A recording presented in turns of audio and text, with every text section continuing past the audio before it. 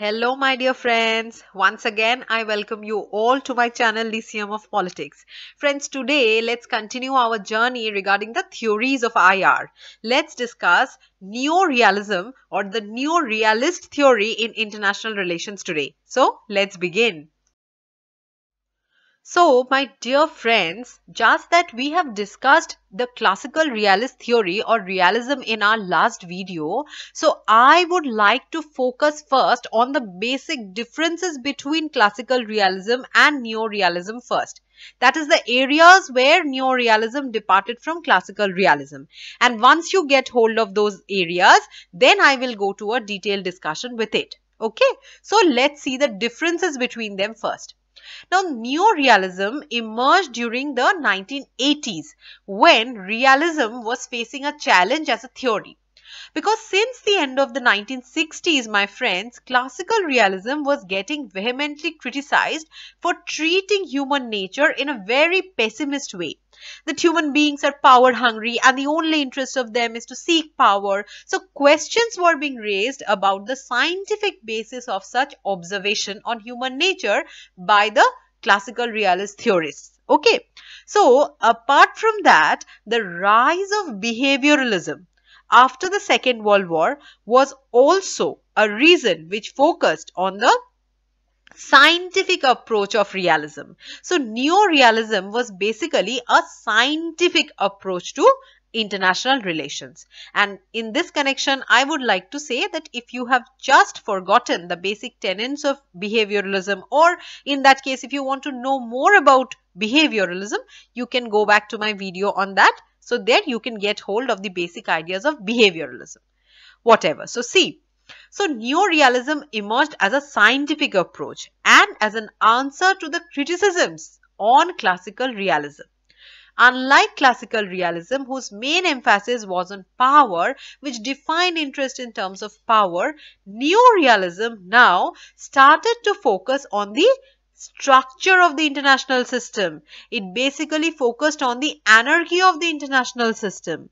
And some leading neo-realist thinkers, as you can see on the screen, are like Kenneth Walls, whose book is The Theory of International Politics, 1979, John Mearsheimer, who wrote The Tragedy of Great Power Politics in 2001, The Great Delusion, Liberal Dreams and International Realities, and there are many more. Okay.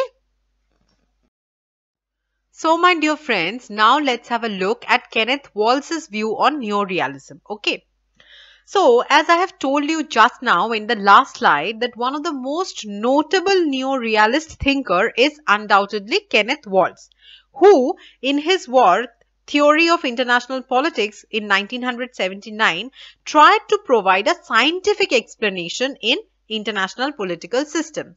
He departed from the concept that human nature shapes the policies of international relations and that human beings are always very power hungry and that the objective laws of international politics is governed by the objective laws of human nature. Right. So he basically focuses on the structure of the international system and its interacting units and the continuities and changes that happens to them. Walls says that anarchy is the main principle of international system. He further adds that the states in the international area more or less perform the same kind of functions, That is, the states may differ in their culture, they may differ in ideology, in constitution or anything else, but as a whole, they perform some same kind of functions like collection of taxes, conducting its own foreign policies, etc. But yes, when it comes to capabilities, my friends, Walls feels that there do exist differences in the international area.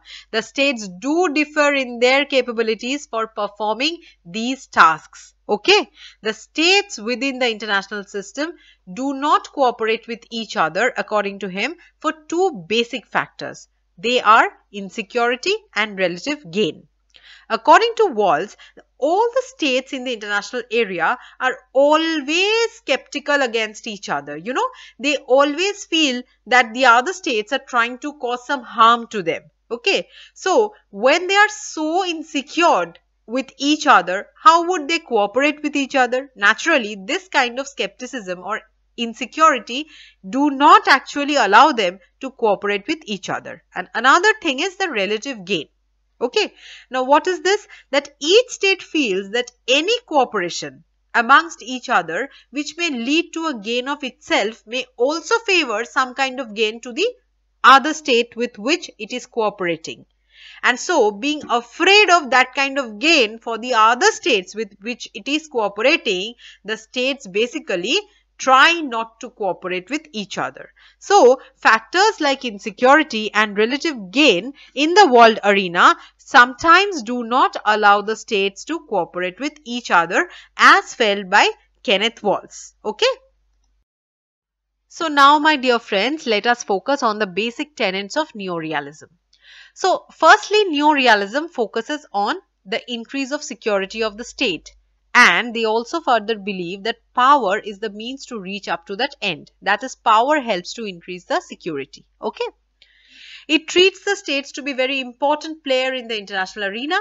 The international system is explained by the way power is distributed within the states. That is, if one state, suppose, is so powerful, my friend, that it has the capability to control the entire international order, then we call it a unipolar world order.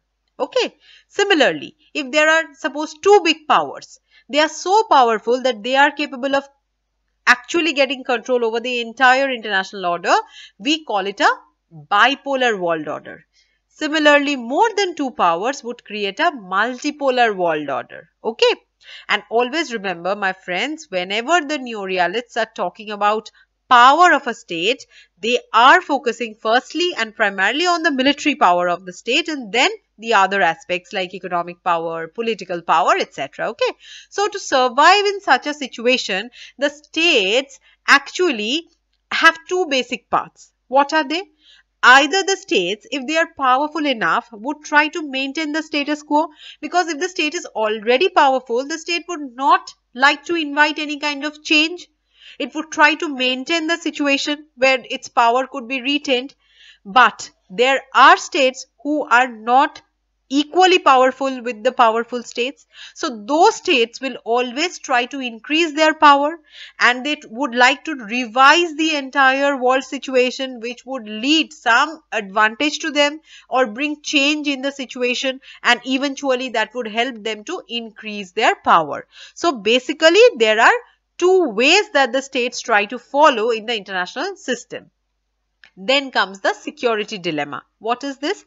Now, this is a situation where none of the states actually trust each other, and they always try to increase their own security. You know, they are very skeptical about each other.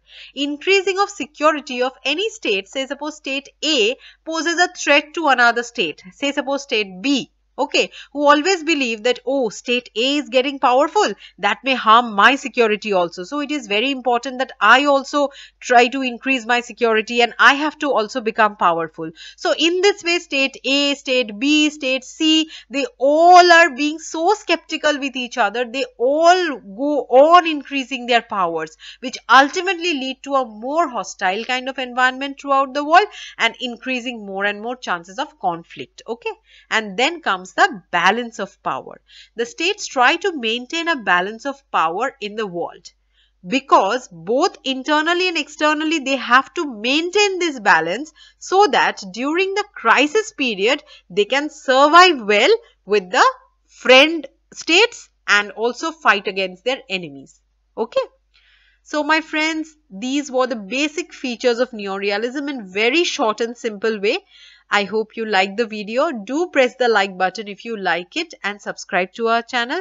And very soon I will come back to you with many other new videos. Until then, never stop learning and keep on exploring. And if you have any query or you want any topic to be prepared by me, please let me know in the comment section. So bye bye, take care, and once again, never stop learning and keep on exploring.